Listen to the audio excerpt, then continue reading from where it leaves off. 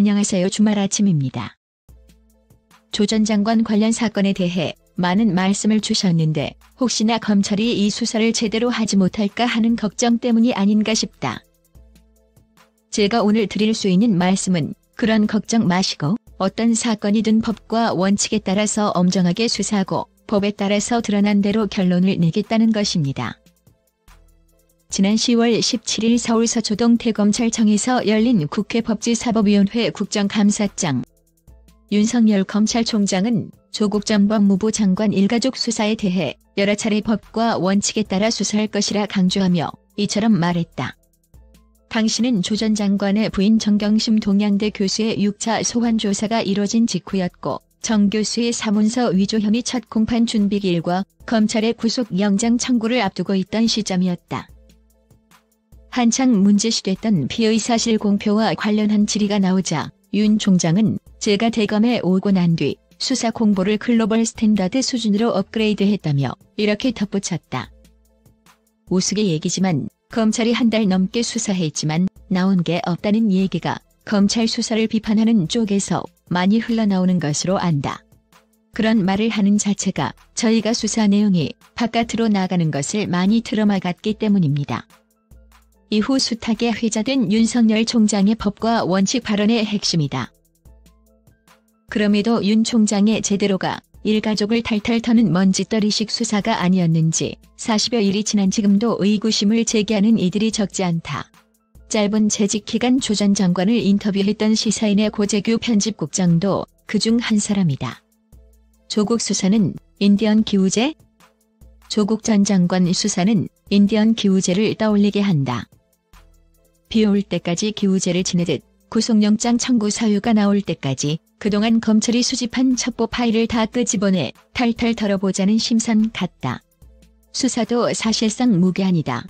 마치 검찰은 조 전 장관이 얼마나 진술 거부를 하며 버틸 수 있겠느냐 전방위로 압박하는 모양새다. 민정수석 재직 시절 그와 관련된 모든 첩보를 다 들춰보는 모양새다. 유재수 사건에 이어 김기현 전 울산시장 사건까지 비 올 때까지 기우제 지내겠다는 걸로 밖에 안 보인다. 애초 지난 9월 조 전 장관 인사청문회 당일 정 교수를 소환조사 없이 기소했던 A4 2장 분량의 사문서 위조 혐의 공소장 논란을 기억할 필요가 있다. 이날 재판부는 검찰이 공소장 변경 허가를 신청한 첫 사건과 지난 11일 검찰이 정 교수를 14개 혐의로 추가 기소한 사건을 병합하는 것에 대해 공소사실 동일성 여부를 심리해봐야 한다며 결정을 보류했다. 보통 피고가 여러 사건으로 재판을 받을 경우 법원이 사건을 합치는 것에 반하는 결정이었다. 재판부는 정 교수의 동양대 표창장 위조 혐의와 관련해 검찰이 공소장의 각종 인턴 증명서 위조와 증거인멸의 실행에 정 교수 외에 다른 인물들의 혐의를 기재했음에도 그 누구도 공범으로 기소하지 않았다는 점도 지적하고 나섰다. 이날 재판부는 허위 공문서 작성과 증거은닉 위조 인멸 교사 혐의 정범에 대한 기소 여부를 밝히라며 정범에 대한 기소가 이뤄지지 않으면 이 재판은 할 필요도 없다고 주문하기도 했다. 또 재판부는 검찰이 공소장 변경 시점을 특정하지 않은 것 역시 지적했다. 이날 송 부장 판사는 사실 오늘이라도 가능할 것 같은데 검찰은 언제까지 할 수 있나라고 물었고 공판 검사는 공범 수사가 마무리되는 시점에 바로 하겠다고 답했다. 이에 송 부장 판사는 그렇게 하시면 안 된다라며 이번 주까지 하시라고 요구했다. 공범 수사를 두고 일종의 시간 끌기 전략을 고수한 검찰을 향해 재판부가 강하게 제동을 건 모양새라 할 수 있다. 이어 재판부는 공소 제기 이후 이뤄진 검찰의 압수수색과 구속영장 발부 이후 피의자 조사 역시 대법원 판례를 들어 적법성에 문제가 있다고 꼬집었다.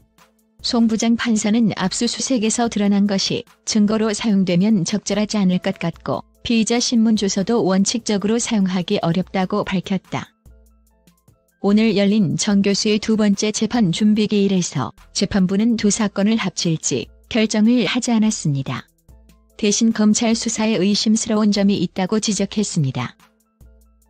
사문서 위조 혐의로 정 교수를 재판에 넘긴 뒤 같은 혐의로 압수수색 등 강제 수사를 했다면 문제가 될 수 있다는 겁니다. 26일 JTBC 뉴스룸의 재판부 검찰 정경심 기소 후 강제 수사 문제 지적 보도 중 일부다.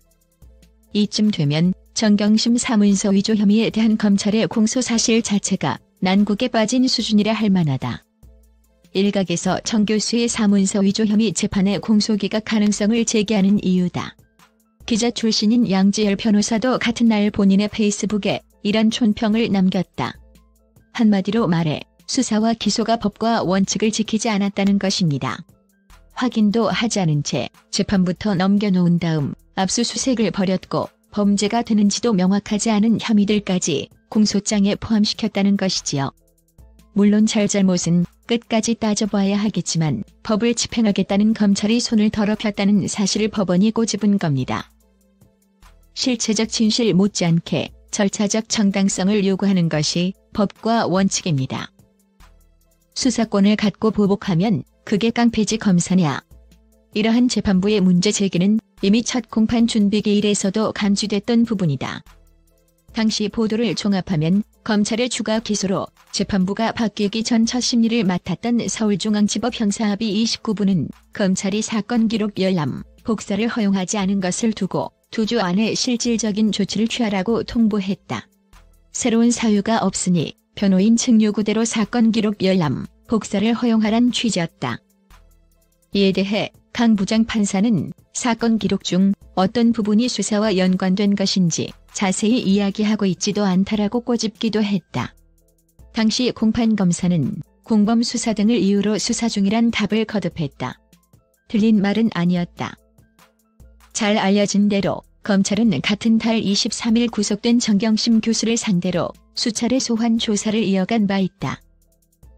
또 강 부장 판사는 변호인이 받았다는 사건 기록 목록을 보면 목록은 있는데 다 A, B, C, D로 돼 있다며 이러면 목록 제공에 의미가 있나? 목록의 제목을 보고 꼭 필요한 부분들의 열람, 복사를 신청한다는 건데 라고 지적하기도 했다.